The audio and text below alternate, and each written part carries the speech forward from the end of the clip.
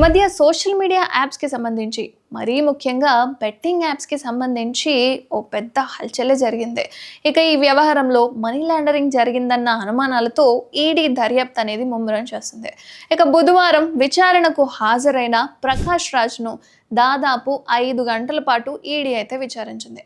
తెలంగాణ పోలీసులు నమోదు చేసిన ఎఫ్ఐఆర్ ఆధారంగా మనీ లాండరింగ్, హవాలా లావాదేవీలపై విచారణ జరిపి ప్రకాష్ రాజ్ స్టేట్మెంట్ అయితే రికార్డ్ చేశారు ఈడీ అధికారులు.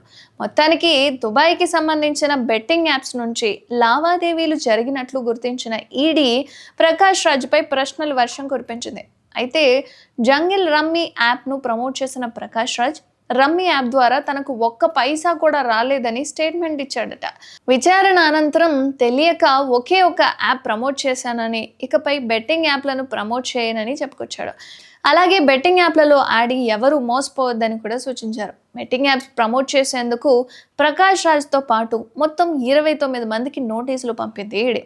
అయితే ఆన్లైన్ బెట్టింగ్లపై సైబరాబాద్, విశాఖపట్నం ఇలా పలు చోట్ల పోలీసులు నమోదు చేసిన ఎఫ్ఐఆర్ ఆధారంగా ప్రస్తుతం అయితే ఈడీ రంగంలోకి దిగింది.